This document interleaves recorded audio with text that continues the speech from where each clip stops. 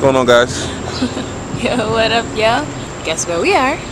We are at the Mark Twain House. That's correct. We're in Hartford today because tonight we have a concert that we're going to. We're going to use the day to explore the area, go to different locations and see the history that's here. And we're gonna start with the Mark Twain House. It's gonna be our first stop today.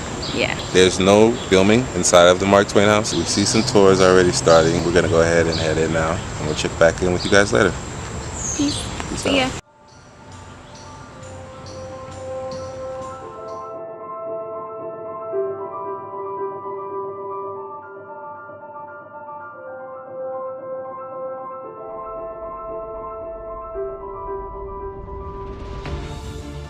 Just got out of the Mark Twain House. Very interesting guy. Lived a very interesting life. They say he's the American. Well, he said that about himself. He was like a civil rights activist before civil rights activism was really a thing. He really was disgusted by and against slavery and the mistreatment of other people and animals. We found out a lot. I thought he was a lot of mentions of him being rough around the edges. He came off pretty genuine and sweet through all the tales of his life. Yeah, seems like a really great guy. Our tour guide was the coachman.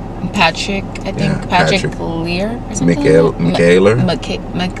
McAleer. Something like that. It was definitely Patrick. On our way out, I think we crossed the maid like Lydia or something like that. No, that wasn't a maid. That was Susie. And who is she? The governess? She's their daughter. Oh, that was Susie? Aw, that would have been fun. That was cute. Anyway, so I'm starving, so we're gonna go to eat, and then we'll see how much time we have left before the Wiz concert.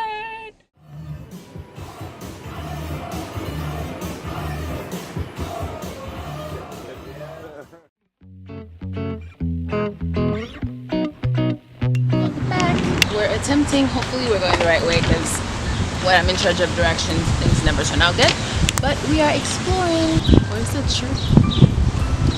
Maybe we were in the wrong place. That looks like this, yeah, right? Okay.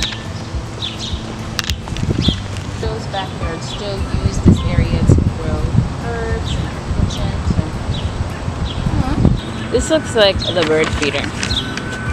Trying to stay a little fresh, you know. I got this concert later.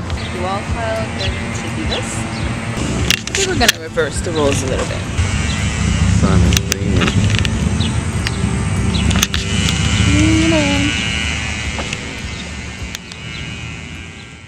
In fact, the reason why she's moving to Hartford at the end of her life is this is where a lot of her family still lived. Harriet, as I like to sort of say, is in Connecticut at the bookends of her life. She's here for the first 21 years, last 23. So she's born in the town. He was a Calvinist preacher, fire and brimstone style, three grandchildren, but now, several generations later, there are hundreds of people that claim to be a descendant or relative of Harriet. 10 years before the start of the Civil War. So the 1850s is a decade of compromise being broken, and people really trying to push off this inevitable call to arms. We figured the best way really to think and put ourselves, in the shoes of people living at that time. You see on the table here, grab anything that catches your attention. But these are all different things that you would see whether you lived in Boston or Natchez or Cincinnati. The expansion of slavery, the continuation of slavery in the US is the big hot button question that everyone is debating and protesting and fiercely discussing in front parlors such as this. In this photo right here, it says emancipated slaves were bought from Louisiana. Everyone in that photograph was at one point enslaved, and now they're actually at school together. Several of them were able to escape by running out to meeting Union forces. Some of them, such as the children, were actually purchased by abolitionists at slave auctions to be given an education and a life outside of slavery. So these kids were slaves too? Yeah, and even though some of them have very light features, one of the boys has blonde hair, they did have at least one drop of African ancestry. There was what's called a one-drop policy, which if you were at any part black, you yourself could be enslaved. Wait. Yeah, the one drop. That's why people who are mixed, they're like black. The reality of the children in that photograph is that they are most likely the children of the slave masters after generations and generations of black women who are enslaved being sexually abused by the slave masters. That was a huge reality of... Is this like just an average example of like what these look like? Yeah. It's interesting because there was a lot of propaganda. Black people were inferior and everything, but it's funny that all of these first two, he plays well on the violin and several other instruments. He's a shrewd, smart fella. This other one here says the same thing, free-spoken and intelligent. It's interesting that they're like describing these people so like you're not fooled, you know, like, oh, well, this guy can't be a runaway slave, he's well-spoken. It's like, no, they're well-spoken, they have suits. Absolutely. And a lot of the times people would purposely keep like the actual physical descriptions vague. They would be willing to have anyone returned potentially for the reward if it meant that they got someone. And so many people who have absolutely no connection to slavery, you know, free people who have either been able to escape or purchase their freedom, you know, they would so they couldn't use that as like, hey, look, I'm well spoken, I know how to read and write. They couldn't use that as an excuse to get out of it. You would want to have your free papers on you at all times. You would pray that no one would steal them from you, take them away from you, destroy them. Like this one here comes from Boston, the same year that Harriet's writing Uncle Tom's Cabin, and it's warning, you know, anyone who's a person of color to be wary, because even in free states, even in states that have abolished slavery at this time, you know, again, if you're a person of color, you would have this target on your back, especially because in 1850 there was a national law passed called the Fugitive Slave Act that's empowering people to enter into northern states and return people who had escaped. A law that basically says anyone who's suspected of being a fugitive slave, no matter where they live in the country, can be taken to trial. And so if you know, you're a black person living anywhere, he's a slave. Right. No. What was told he's a slave? Yeah, actually, that's exactly that man, right? Solomon Northway, actually, the letter he writes when he is enslaved to two men up north, saying after 12 years he's finally able to get a letter out. He is eventually freed, but again, he's a free man, born in upstate New York, married, children, violinist, you know, he's a recognizable person.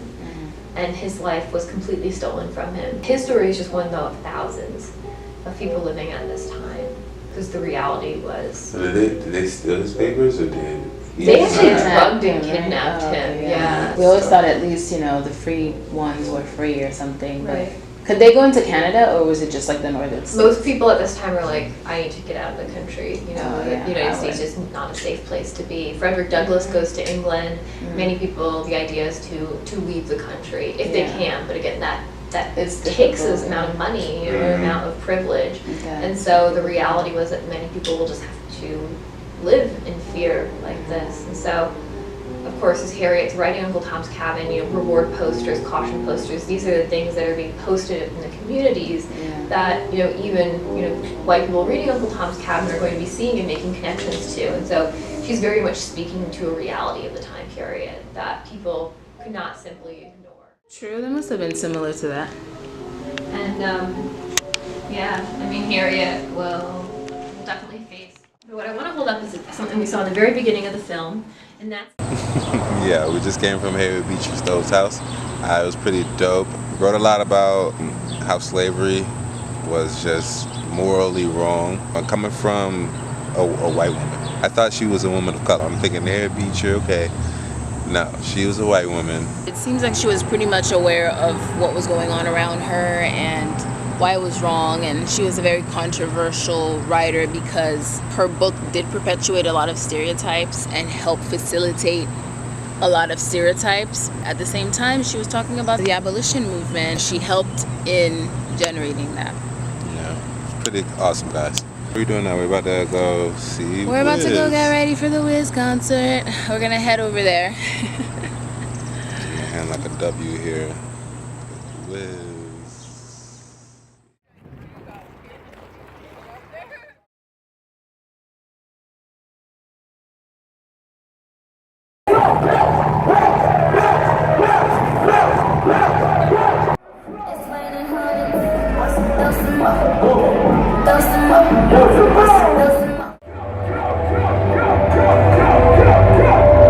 Here we go!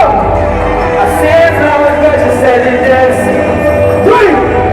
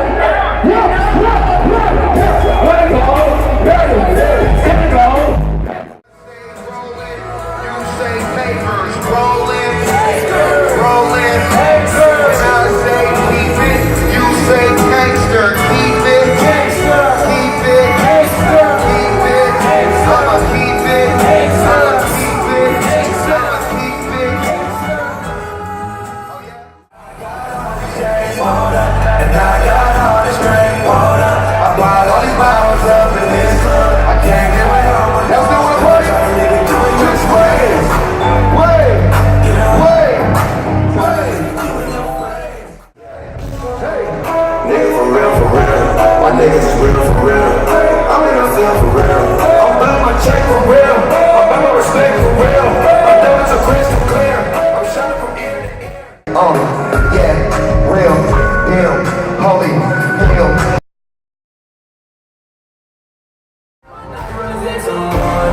All the time, and through my phone I'm scrolling, bang my line. Off that drink, it's hard to